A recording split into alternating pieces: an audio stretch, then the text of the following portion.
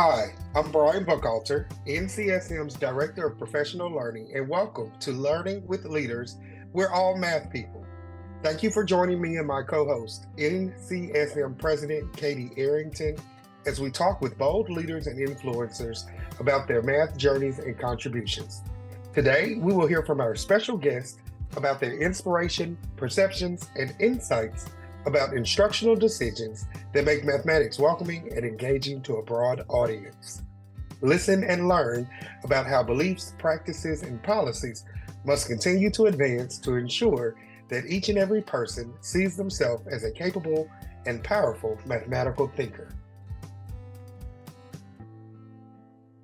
Hello, listeners. I'm Katey Arrington. Welcome to the NCSM podcast, Learning with Leaders.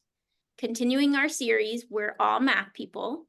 Today's episode features members of a group of change agents working to disrupt systems of oppression in mathematical spaces. It's our pleasure to welcome the co-founders and two members of the Black Women in Mathematical Education. Let's take a moment to introduce everyone. Christina Lincoln Moore is an innovative constructivist educational leader who is tenaciously dedicated to the integration of culturally responsive and universal designed learning practices with student-centered, mindful, identity-affirming mathematics to change the trajectory of children's lives. She has served LAUSD for 27 years as a teacher, mathematics facilitator, assistant principal, and principal. She's currently the elementary mathematics coordinator for the Los Angeles Office of Education. Christina serves as the Secretary of State for the California Mathematics Council, one of the affiliates of NCSM, and is one of the co-founders of Black Women in Mathematics Education. Dr. Tashana Howse is a professor of mathematics education at Georgia Gwinnett College. She has mathematical teaching experience ranging from classroom public education to developing the teachers of tomorrow through pre-service teacher education courses. Howse teaches pre-service teachers and supervises elementary and secondary interns. Her research interests include culturally responsive teaching, student engagement in mathematical practices, the use of technology to enhance learning, and teacher content knowledge. Howse received both a bachelor's and master's of science in mathematics education from Florida State University and completed her Doctor of Philosophy degree in mathematics education from the University of Central Florida. She is the other co-founder of Black Women in Mathematics Education. Thank you so much for being here. Thank you. We are so honored to be here. Listen, we've been waiting on this one, Katey and I. We sit down and we kind of brainstorm, okay, who are some guests that we'd love to have on? And we wrote you guys down months ago, and so we're excited about this moment. So thank you again for joining us today. As Katey mentioned, along with Ms. Lincoln Moore and Dr. Howse, we're also joined by two other dynamic members of Black Women in Mathematics Education. So I want to take a moment and allow you, Dionne and Deborah, to introduce yourselves.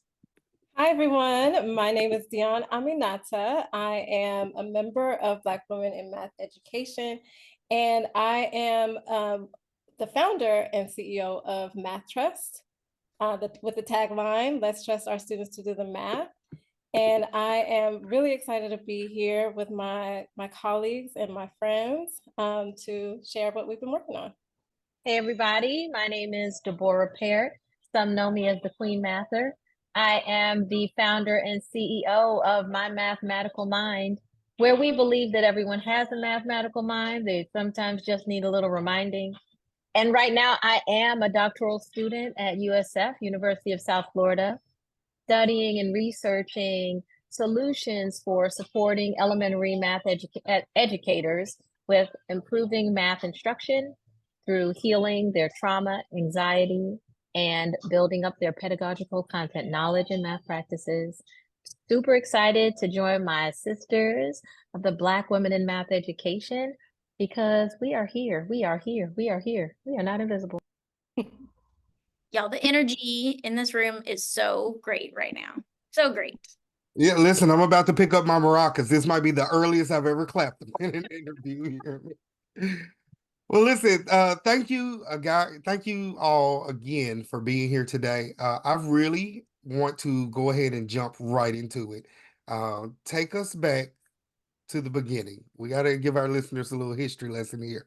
How did you all come up with the name for the organization, and how exactly did Black Women in Mathematics Education get started?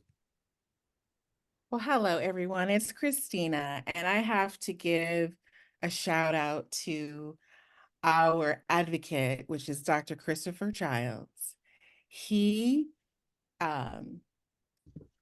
it's even hard to quantify how many Black women he has promoted and made to feel safe in the mathematical space. So shout out to him. And he came to us, to Tashana and I, and said, we need this space for Black women. You up for it? And we took the reins. And speaking of our name, it's BWXME because we have the X in women. One, because that is a more feminist way to express women, but also a nod to Kolika Patumba and her book in 2017, Collective Amnesia, where she first used it as Black women. So we want to give a shout out to all our Black women math educators because we feel that it is important to acknowledge our existence and our importance in the mathematical space. Preach. Preach, preach. Thank you so much. Thank you so much for being here. I'm so excited to learn more about the organization. In your mission statement, it says that part of your mission is to cultivate an environment of excellence where Black women are the majority and are empowered to establish their own tables, are empowered to establish their own tables by using their voice, knowledge, and expertise in the mathematics education arena. Why is this so important today? I would love to hear your thoughts. Tashana is going to speak to that, but Katey, I must give that nod about the tables.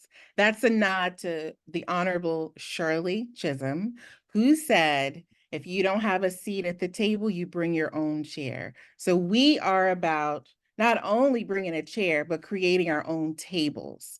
And Black Women in Math Ed is our table. Tashana, take it away. So many times, us as Black women, we are in multiple spaces, sometimes where we are the majority, and sometimes, and those are many times where we are like a minority in that particular space. And whatever space it is, sometimes it's hard to feel like you're being heard or even feel like you have a sense of belonging in that space. And so we felt like a part of our mission is to allow for that space where all women feel like they have somewhere to go where, wherever they are in their current, professions or environment, if they don't have anywhere to go, this space is the space that allows for them to just be their authentic selves, to be able to share where, don't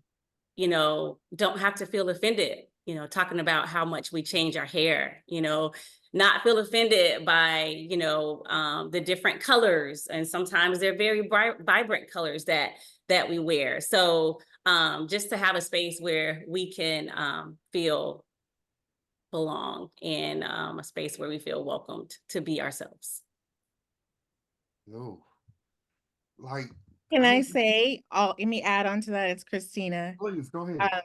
When we debuted at the national conferences at NCSM last year and at NCTM, and where were we? Where was? Because I have Chicago in my mind. We were in Washington, D.C. I had the same question earlier today. I was talking to somebody else and I thought, where were we last year? DC. In Washington, DC. And there were so many women, and all my ladies here can attest to that, that came up to us, some even in tears. I remember this one young lady was feeling like she was going to quit teaching, but now she has a space, a brave space where she can lay her armor down and just be herself and learn from each other and feel supported by each other. And it just means the world to us that this is a space that we're providing.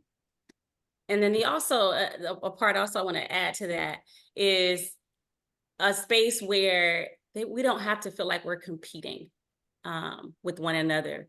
We are in this lane together. We can all win together.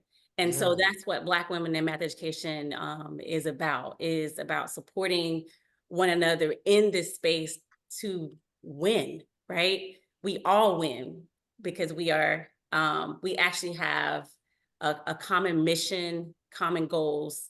We share a lot of things in common. So, Tashana, will you actually speak to, you guys talk a lot about iron sharpening iron. Is that connected to what you were just talking about a space where you support each other? Right, it definitely speaks to iron sharpen iron in that we are an organization of many women, Black women in many different spaces, meaning we have math teachers in our space, we have math professors in our space, math education professors in our space, instructional leaders in our space, mathematics specialists, all women from all walks of life in mathematics education, but specifically Black women in these different spaces. Christina, do you want to go ahead and pick up from there? Yes. So we read each other's books and we uplift each other's work. We make sure to cite each other's works in our professional developments and our papers. We sit on each other's dissertation committees. We speak each other's names in rooms where we have influence. It is 100% our mission to uplift the work of Black women in however way we can do it. We have some powerhouses and great wisdom in our group, and we are uplifting each other's work. And that's how we say iron sharpening iron.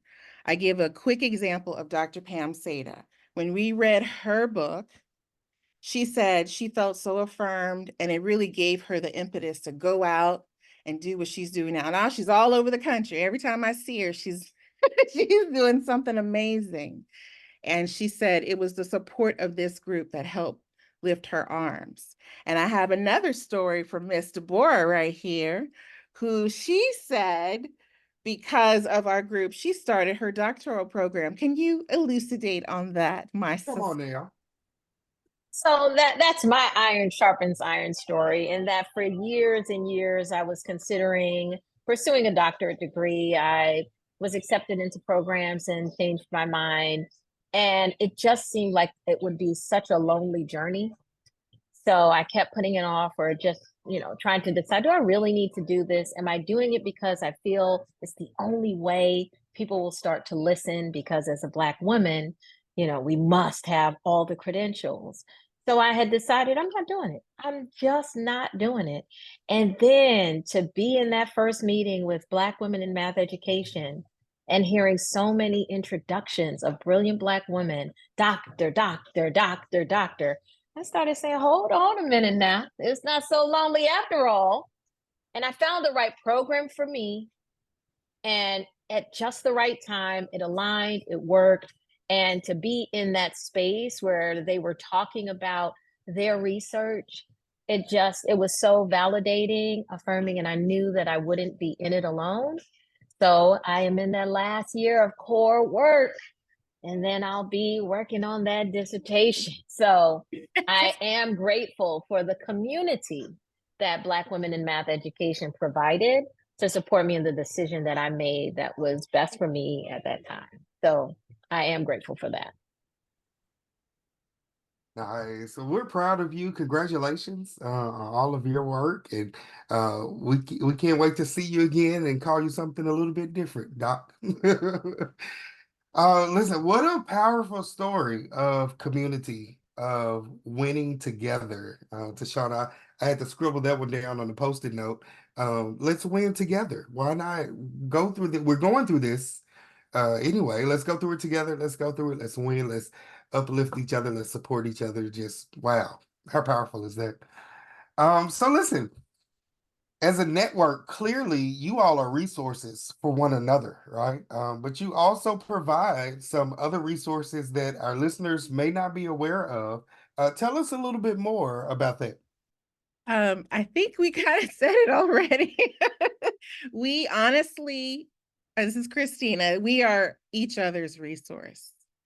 We see each other as the greatest resource.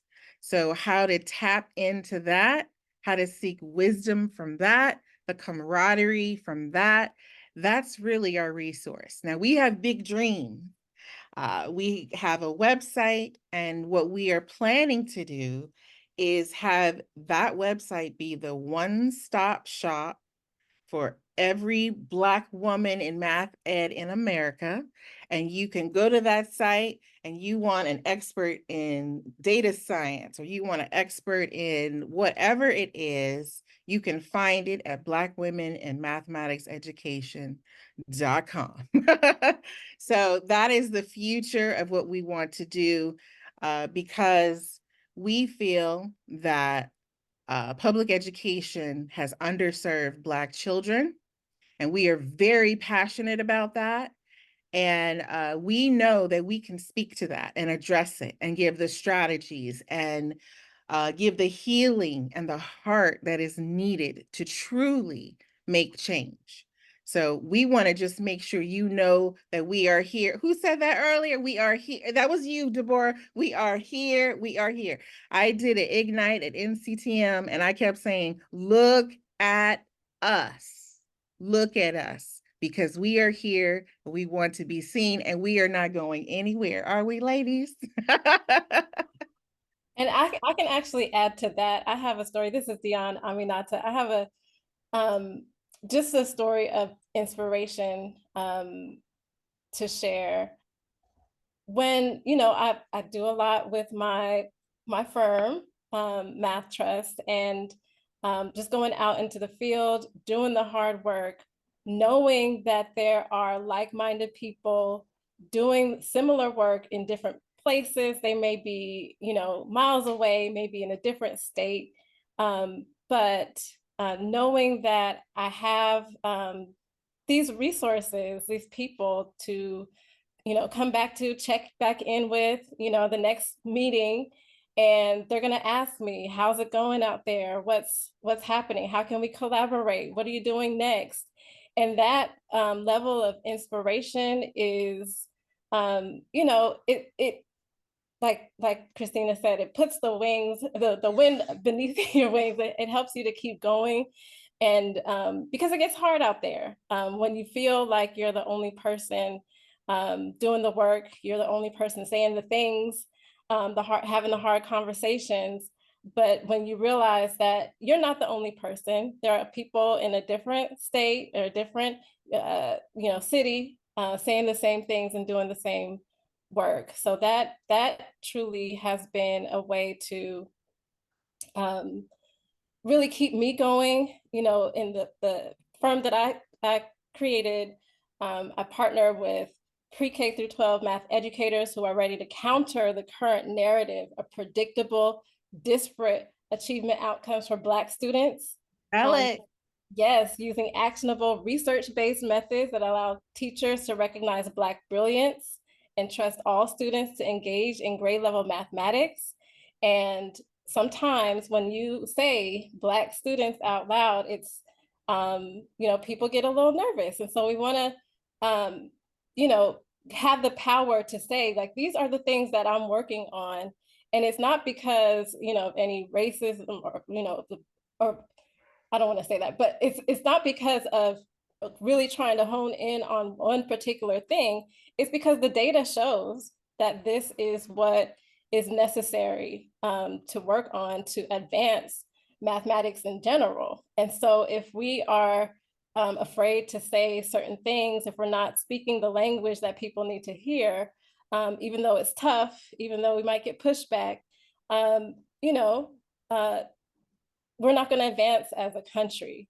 And it really is, you know, making sure that we're paying attention to marginalized students, but also marginalized math leaders. And so this is a space where we can, you know, share things like, you know, what's your consulting rate? You know, how do you, you know, get into things like sharing your proposals? Like, what are the ways that we can, you know, collaborate and work together to ensure that we are sending this message loud and clear that, one, Black children are brilliant, and that two, this work is important for people like us, Black women, to be doing across the nation.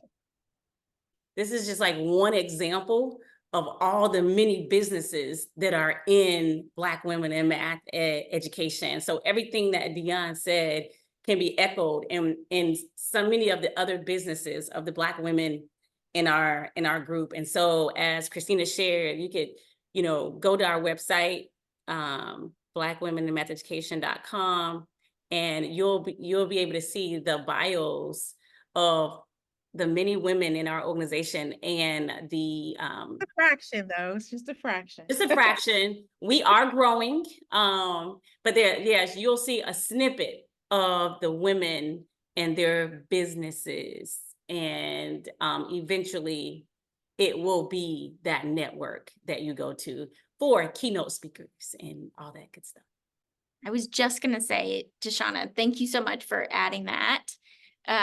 So, you know, I'm so inspired, of course, this powerhouse network, right, in the math education community that's bringing attention to the amazing work that Black women in math education are doing, the companies they're starting, the supports that they're providing across our systems, right, for such needed change. And Dionne, as you said, like, there's no denying in the data, like, we need change. We need to be pushing for it. We need to be honest about the situation and countering the narrative and working for that actionable change.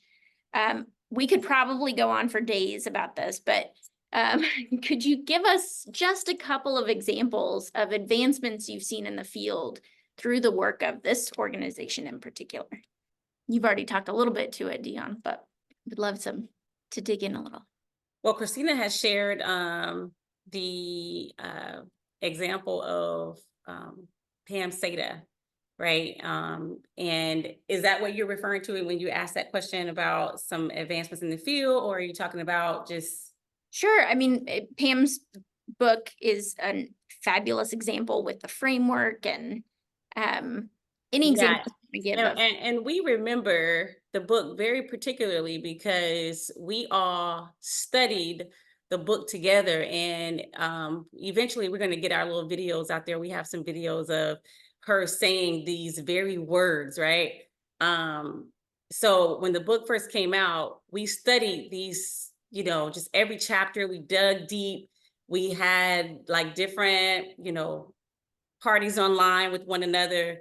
And basically, Pam says that it was through that studying of her book that she began to really understand the gem that she has in her text.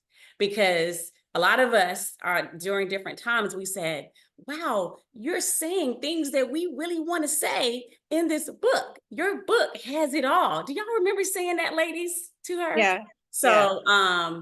So it was really, it's really powerful. Like when we were at NCSM in Washington, D.C., this last 2023 annual conference, she had an opportunity to share those words. And it was very inspiring and empowering to hear that it was as a result of us digging into her book, she was able to write her, you know, professional development and, you know, just kind of really dig into some things. And so like she's speaking all over now. Like it's amazing. Partnering. Let me add on to you, Tashana. She's even partnering with Peter Liliadol. They presented together at CMC Central here just a couple weekends ago, putting the building thinking classrooms and ICU care together. And they're planning to present more together and write some papers on it. So there is just boundless. And I want to give a little example and give a shout out to my partner, Tashana. Texas Instruments approached us and said they wanted to have a luncheon sponsored at their in-house conference. So my partner there went, and there was a lovely group of ladies, and they were so excited. They were like, can we sponsor a chapter here in Texas? So this was in Texas. Where was it, Tashana? Where was it in Texas? So Arlington. We were in Arlington. Arlington. Okay. And so we were in your neck of the woods, Katey. And then they said, maybe we need to have you at, is it Campty? Is that how you say Camp? Camp. Okay. Yeah. So we are looking forward to building more relationships with more companies, as well as our ladies, to show them that we are here to support you. And can I add to that too? Because I got to give a shout out to one of the young ladies that we've not mentioned that's a part of that Texas Instruments thing. And this is also an example of what we do in our network and how we advance each other, and we say each other's names in spaces that we may not be in. So the really cool piece is her name is Valerie Hudson.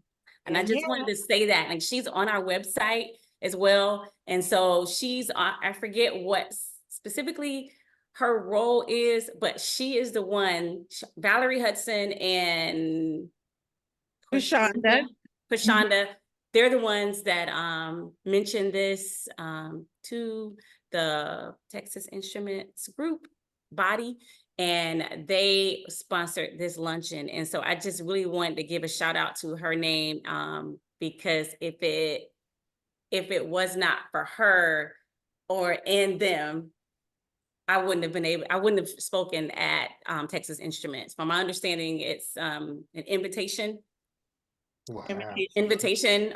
only conference. And so I think that's how it is right now, Katey. Yeah. I think it is. Yes. Yeah. And so it was an honor to be able to share. And I'll tell you, Texas Instruments, they did it up. Okay. That's the bomb. Okay. So, and the last time I currently use Texas Instrument calculator, but I haven't taught high school in a while. It was my last time like really digging into it with my students. So for her to mention my name to show up at the conference was a big deal. And I'll tell you, Texas Instruments, they do it for their people. They're the bomb.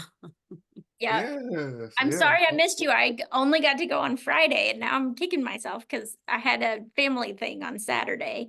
Okay. I'm was so excited to see your name, and I'm gonna catch you the next time. Promise. Yes, I was honored to be there. Awesome. Yes. So listen, thank y'all so much, especially for shouting out some people who couldn't be here today, but whose work has been so powerful, has been so instrumental in us moving forward together.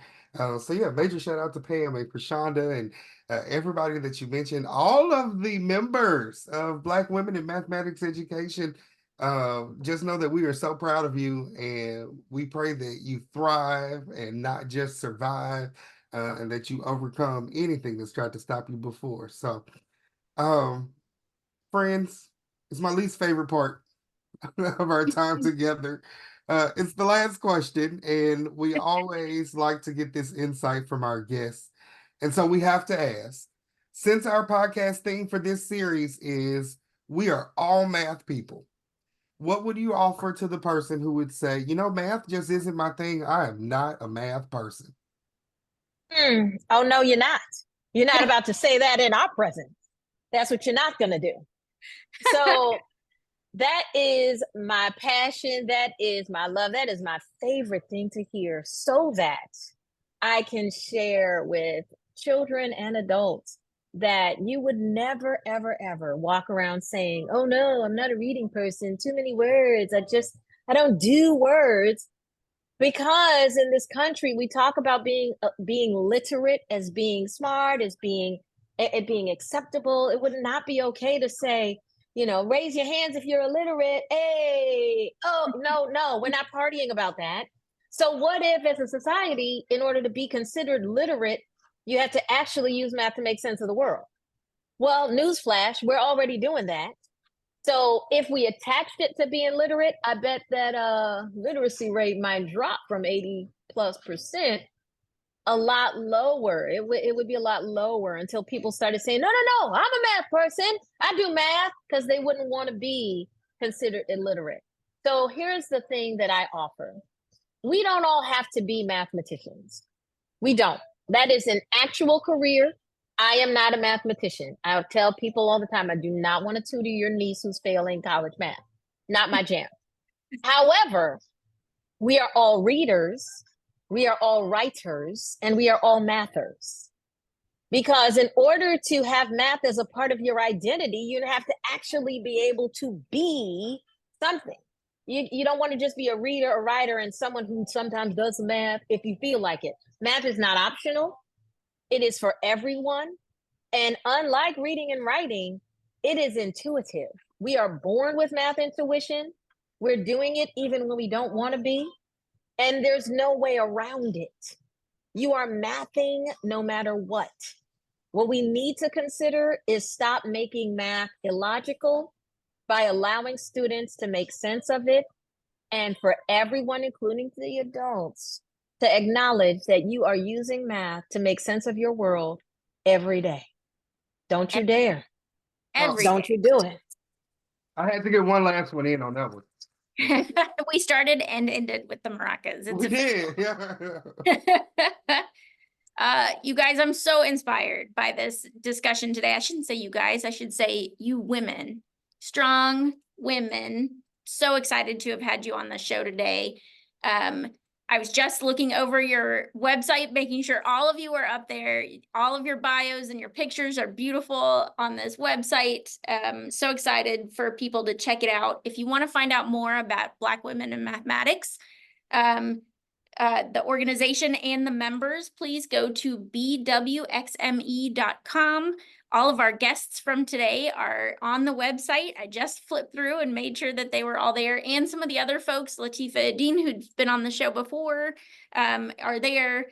Just so much amazing work to see going on. And we just want to say thank you for being here. Thank you for doing the work that you do, because it is so terribly important. And if there's ever anything we can do to support you, please let us know. Everybody go check out the website. So very thankful to have you guys here today. Thank you. Thank you. Thank you so much for having us. Thank you for having us. It was our pleasure. We hope that you have been inspired by this bold mathematics leadership conversation and will tune into our podcast series each month. If you enjoyed this episode, please share it with others, post about it on social media, or leave a rating and review. You can learn more about NCSM, Leadership in Mathematics Education, and our upcoming professional learning events on the NCSM website, mathedleadership.org. You can also follow NCSM on Twitter at mathedleaders and using the hashtag NCSMBold. Until next time.